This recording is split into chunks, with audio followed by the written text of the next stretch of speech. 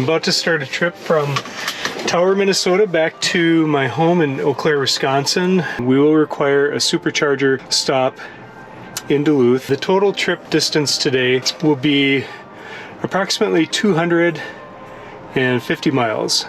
We are driving in -5 degrees Fahrenheit, so it definitely will impact some of our range.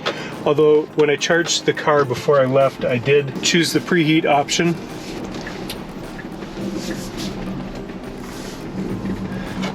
To bring the battery up to temperature.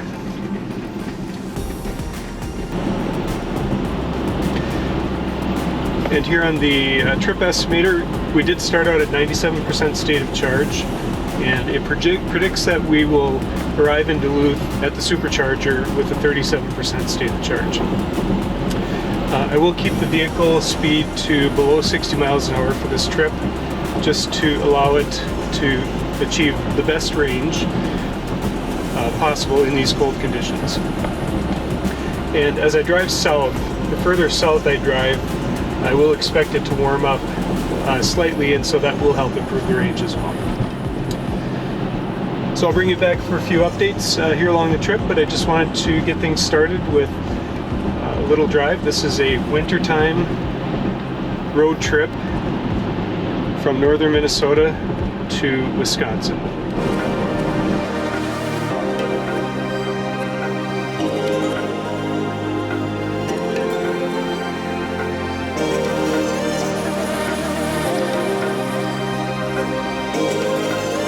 About 25 miles into our trip, and so at this point I would expect the car to have a pretty good baseline of what the weather impact will do to the range. So take a look here, and the update on our stats is that we will arrive at the supercharger with a 26% state of charge. Our projected range at this point is 106 miles. And we have about 70-75 miles to go to the supercharger.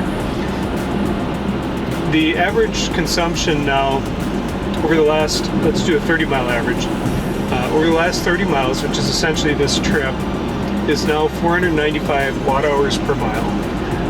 How does that compare with the baseline for how this vehicle does just overall? Well, if I look back, I do have a trip meter that I have not reset since I bought this vehicle. I have 34,000 miles on the car, and during that time my average energy consumption has been 315 watt hours per mile. This trip so far is showing an average of 509 watt hours per mile, and since our last charge, which is essentially when I started the trip and unplugged the vehicle, it's 487 watt hours per mile, so definitely higher than what the car's average is. So you can see the impact of the cold weather on this vehicle. The outside air temperature right now is warmed up 2 degrees, so it's -3 degrees Fahrenheit. And I'll expect that to continue to get a little warmer as I proceed south, but once the sun sets in about 2 hours, it is going to start dropping again in temperature.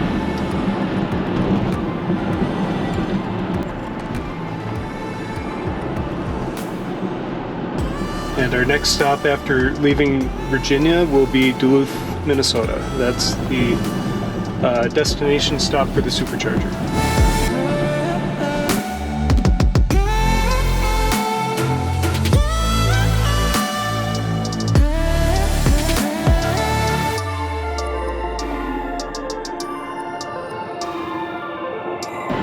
I want to go from 60 to 70 miles an hour from this point to Duluth, because I know that I've got enough range to make that distance, and I want to see the impact of that on the watt hours per mile from what we've been averaging with the first 30 miles or so of the trip. So this is where we have been at. Average is 472 watt hours per mile over the last 30 miles, and that's going at 60 or less with the heater at 70 and fan position at 3. Here we are in Duluth, Minnesota. We're just arriving into town. We're on the we're on the northern edge of town. And our consumption average over the last 30 miles was 418 watt hours per mile. That's actually pretty good. sorry, 452 watt hours per mile. So it's down a little bit from what we initially saw when we first started the trip. And we are just a few miles away from the supercharger, so we'll do a quick check-in there. You may ask, what's a strange number, like watt hours per mile? What does that mean? Well, it's kind of like the fuel efficiency of a car in terms of miles per gallon. And we think about electricity utilization to get a mile down the road, and so a watt hour per mile measures that efficiency. The way to translate that into range is to take the total capacity of the battery. So for instance, in this Tesla Model Y, I have a 75 kilowatt hour battery, so it's 75,000 watts. If I am using, hypothetically, 500 watts for every mile that I drive, that means that the 75,000 watts, using 500 watt hours per mile, will be 150 mile range with a fully charged battery.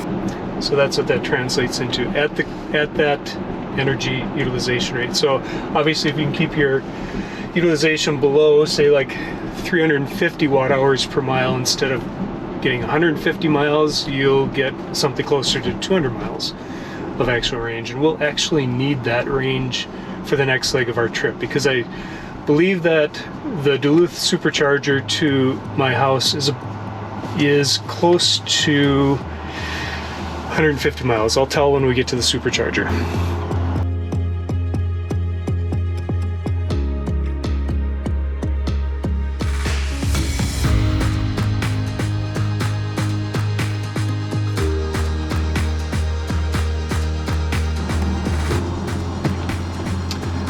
Notice my car sees the pedestrian in the middle of the road. Pedestrian sees the car, that's good. We're all happy.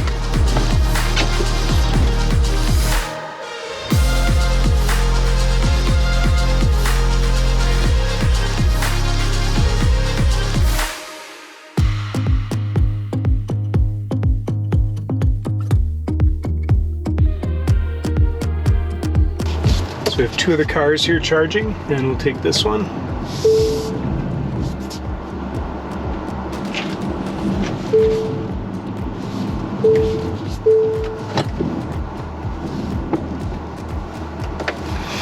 And here we are. Time to get started.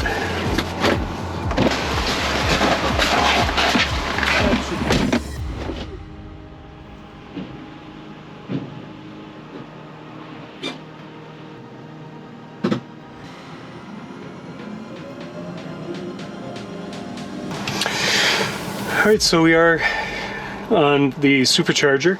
I have the trip set to 100% for charging, so that will charge the battery up all the way. We are currently at a 27% state of charge. If we look up here on the top, it says 55 minutes remaining to continue on trip, and that's the charge that it thinks it needs for this mileage. However, we know that we're going to need more than that because our average is 463 watt hours per mile. And so I am going to charge the battery right up to 100%. So while we're at the supercharger and just starting out, I just wanted to show one thing. Already, just after a few minutes, we're at 41% state of charge. The charge rate of the battery is currently at 455 miles per hour, and it is using 116 kilowatt hours of electricity to charge the battery. The charge limit is set to 100%, so as it continues to charge, this rate will drop as the battery becomes more and more full, so it isn't fast charging an almost full battery. So I just wanted to update you guys on that, and we'll check back here as we get closer to finishing up our charge. So now that we are at 74% state of charge, the charge rate has dropped down to 248 miles per hour. It's charging at 59 kilowatt hours instead of the initial 110, 120 that it was charging at when we arrived. It's time to get some real work done, or pass a little time watching YouTube.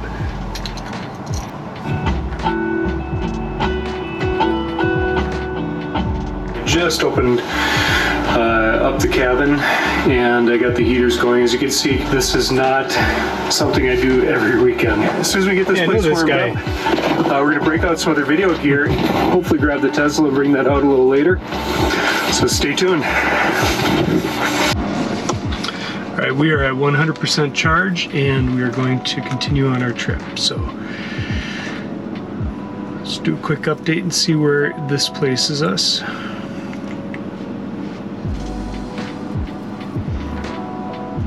So it's showing a 5% state of charge when we get to Eau Claire based on 100% here. So we'll have to keep the heat turned down a little bit, which is why I put on my cover, and I will also keep the drive speed down quite a bit. So one nice thing about Teslas is they do give you some feedback too to help you improve your range, and the screen message that was just there said to keep the vehicle below 80 miles per hour to reach my destination. So here we go. This is probably the closest that I've had to range anxiety, what they call range anxiety, since I've owned this vehicle, and I've owned it for about 20 months now. So this June will be 2 years. I've driven the vehicle for 34,000 miles, and most of my long distance driving, like this is in warmer weather, where that range is a lot better. So usually my destination arrival is right around 20%. 15 to 20% is where I'm comfortable. 5% is definitely below where I would like to see it. So we'll definitely do what we can to conserve energy consumption to make sure that we make this next leg of the trip, especially since it is -1 degree outside. I do not want to be stuck outside tonight. So just a quick update as we drive through Superior, Wisconsin. The mileage, the projected range is 164. If I go back to the most recent leg of the drive, average is 208, mostly because it's downhill driving into Superior and also slower speed. So I expect that the energy usage will go up as I hit highway speeds. Again, I'm going to keep it at or below 60 miles an hour in my drive home. It says stay at 80 miles per hour or below, but I just want to be safe and not get home with less than 5% state of charge. I do have a couple of backup charge spots in mind. They are level 2 chargers, so they're not very fast, but if I stay for half an hour or 45 minutes at one of those, I can add another 20 or so miles, which will definitely push me for the little bit of range that I need to get home. Kind of a quick update since we left Superior. So the miles per hour speed I bumped up to 62 miles per hour, and the fan setting I bumped up to 4. I had to push it up just a little bit because the windows are starting to fog up, and I didn't want that. I thought that would be a bigger safety issue than being conservative with the energy management. 62 miles an hour I chose because as I looked at the graph of how I've been doing versus what it initially projected, as you can see here, the place that we're on, the green line, is above this gray line. The gray line was the initial projection, and so we're doing better than what was initially predicted. It still kind of brings a curve down, and instead of a 5% state of charge and destination, it's got a 4% state. So we're going to keep an eye on that and just see how that's doing. But I'm very encouraged by the fact that we are higher than what the initial projection was previously. This is full self-driving, beta version 10.8 that I have. When you are using autopilot, navigate on autopilot, which is indicated by the solid blue line, the car will automatically want to turn on the high beams whenever possible. So the bright headlights are obviously for safety. I'm going to go ahead and turn that on. And that's the high beam setting. It's on auto by default. This is not a very smooth system. It will think that there are oncoming cars when there are reflections off signs on the road or another light in the area, and it'll turn the high beams to dim and then back up to bright. It'll do that several times over a 30-second period, so it's kind of annoying that sometimes to watch that There have been complaints from other Tesla owners that do not like that feature, and I did see a post on Reddit where somebody said, hey, just use the left stalk that you normally use to turn the high beams on and off and push that forward like that to disable the auto high beam feature. So now it's a little bit of a trade-off because full self-driving does perform best and safely when it has best visibility because it is a camera-based system. And so the range of vision is limited without high beams enabled. But if you're in an area with oncoming traffic or signs that are causing your headlights to turn on and off continuously, then disabling that feature might be helpful. And I just turned it back on. So we'll leave it on for a little while and see how it does. We have 30% of the battery used for a 156 mile trip. That means we've gotten 56 miles with 30% of the charge. So that is very encouraging as well, that we should make it to our destination without any additional charge stops. When I go to the average range over a 30-mile distance, showing our watt-hour per mile consumption of 322, which is a lot better than the initial leg of our trip. The projected range here is 149 miles, so it's definitely a lot better than what I thought it was going to be. 148 mile projected range versus 100 miles that I need to travel to get there. Here our curve now is showing, instead of the 5% that went down to 4%, you can actually see that it's bounced up to 6%, and we're running above projected consistently through this leg of our trip. So overall trip progress is right here. Keep in mind we started up here in northern Minnesota, so that was the first leg of our trip, was from Lake Vermilion to Duluth, and now we're going from Duluth to Eau Claire. In that leg of the trip we are about 40% of the way there. Just a quick check-in here at 50% state of charge in the battery. So how are we doing so far? Well, if we go right to the screen here, I do remain above the curve from the initial projection consistently through this trip. The end state of charge as projected went from 4% up to 8%. So I'm very comfortable with that. It's out of the red, definitely. I'm very happy with that. As far as energy consumption on the trip, we have maintained about 377 watt hours per mile, which is very good. Keep in mind, going back to the vehicle's average trip watt hours since I bought the vehicle, has been 315. So in cold weather, we're still in the 300 range, and the strategies that I've done to achieve that are to put the acceleration into chill mode, and also to keep the drive speed at or below 65 miles per hour consistently through the trip. In terms of environment controls, I've kept the fan speed at 4 and the temperature at 70. I do use a seat heater at a setting of 1 out of 3, and I've done that consistently just to stay warm. The outside air temp is now down to -4 degrees Fahrenheit. So all this to say that the temperature has become colder outside of the car, and the car is performing better than I expected. Well, as promised, here's a check-in at 25% state of charge. We are currently 30 miles from our destination, and if we take a look at the graph, consistently throughout this trip we've been running above what the car initially predicted our trip would be for energy consumption. Final state of charge is still pretty steady, maintaining at 8%. Currently 25% with 30 miles to go, as I mentioned before. And the consumption is up now, and there's a couple of reasons for that.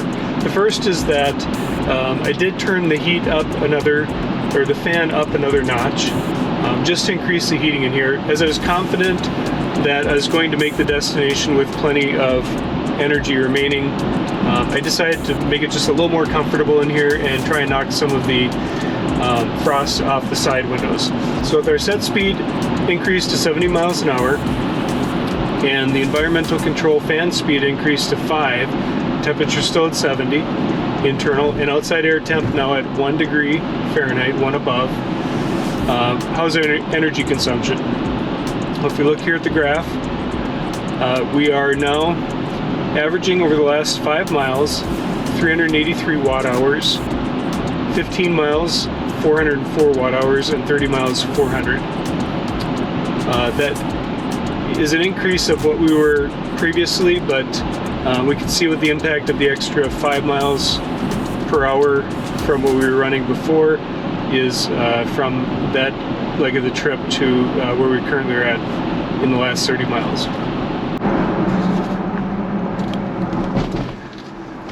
Here we are at the off-ramp in Eau Claire, Wisconsin. So how did we do on the trip? Well, I think overall the trip went pretty well. The final battery was 7%. So we ended up using just a little more when we turned the heat up and increased the speed. We traveled a total of 255 miles. And our energy consumption averaged 415 watt hours per mile. So what did I learn from this journey?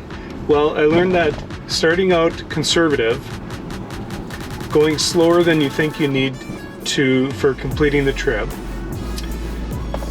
is very beneficial. It's far safer to be conservative at the beginning of the trip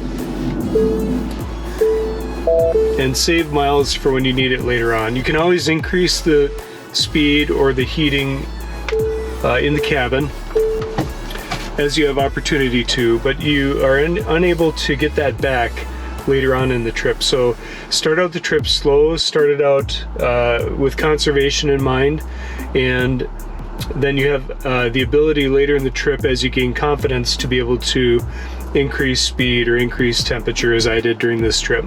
So just to wrap up, the trip was about 250 miles. It took me about 6 hours to complete. The charge stop in Duluth was a little longer than I had anticipated. However, I did get home safely and I did have extra energy to spare. This is the longest trip that I've taken this Tesla since I've owned it in sub-zero temperatures. It proved to me that the car is very capable in cold weather, and using energy conservation will allow you to stretch the range to get to your destination. That's all I have for this video. Thank you guys so much for watching, and we'll catch you on the next one.